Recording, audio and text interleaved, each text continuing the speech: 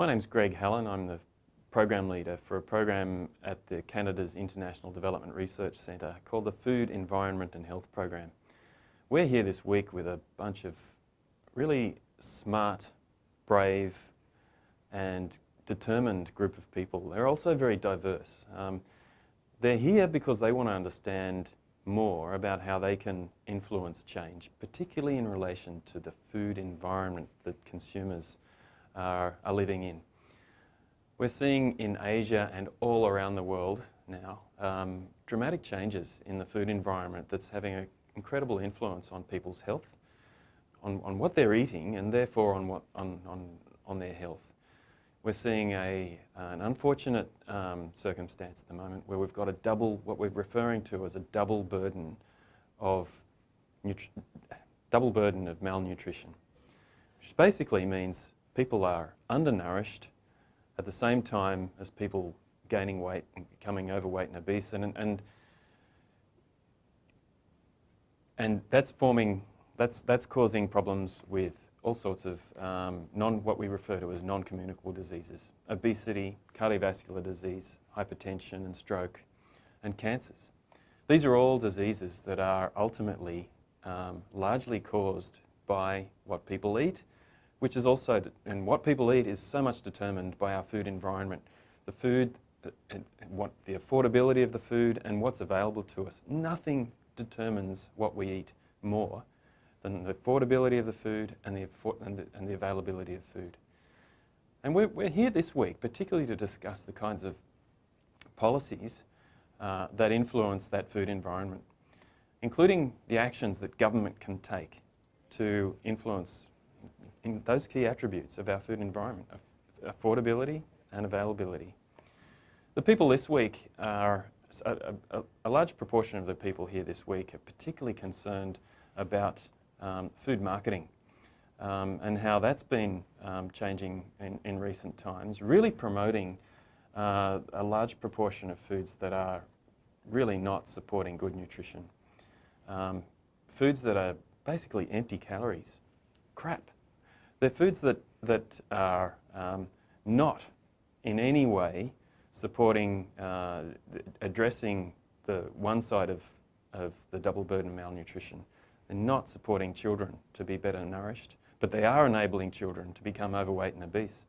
So we've got this issue of hidden hunger. People don't look hungry, but they are because they're undernourished. Canada's International Development Research Centre is an organisation that supports researchers in low and middle income countries to address the development problems that they are facing on their own terms. Basically trying to do the research that helps understand what the problem is and what the solutions are. And the program I work for is the Food, Environment and Health Program that really is trying to understand how the food environment is changing and influencing people's health.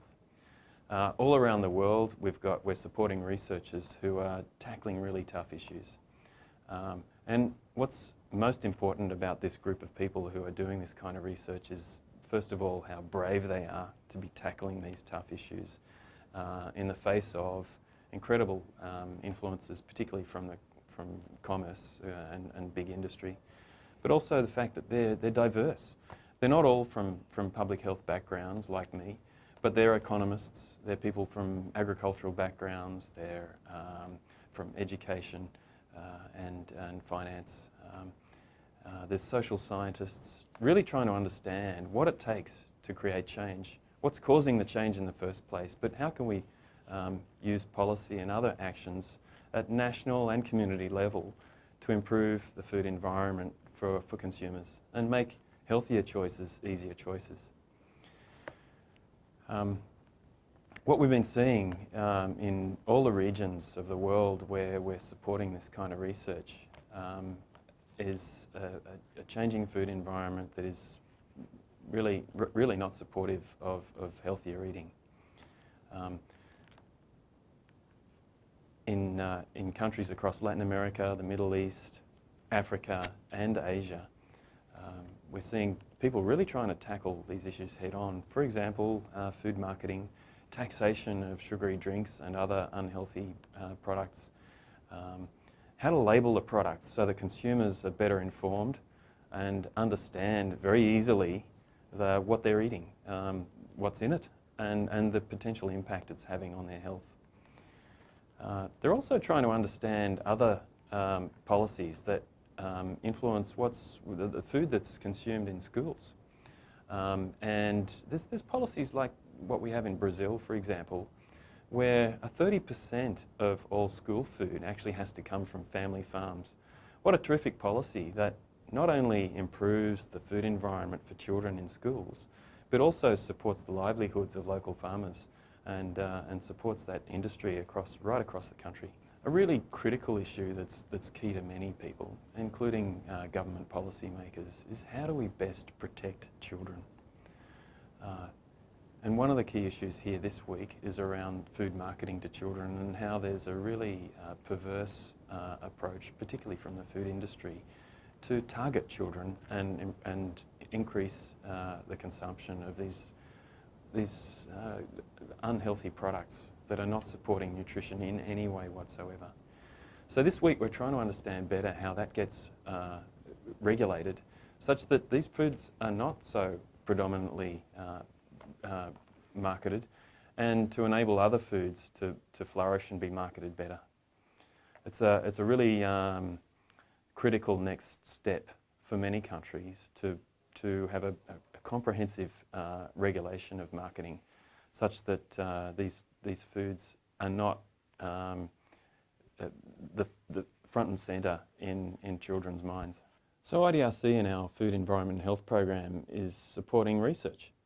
Why do we do research? A lot of people think, well, surely we know what to do, and why don't we just get on with it? Well, it's not that easy. And research really helps us understand what works, how it can work, and what's the impact once you've got something in place. So a lot of our researchers are actually looking at policy change, the process of policy change, and the potential impact of policies, and evaluating those policies once they're in place.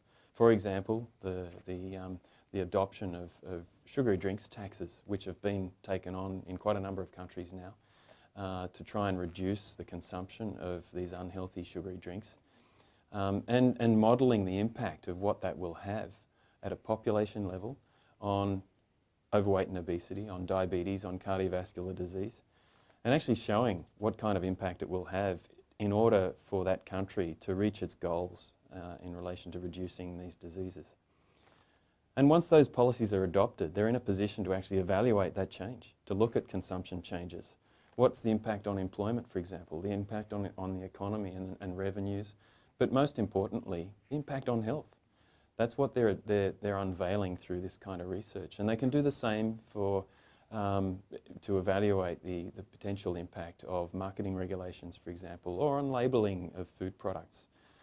They're also interrogating government policy to try and understand, are there discrepancies between our goals in health and our goals in trade or in finance, for example, or in agriculture?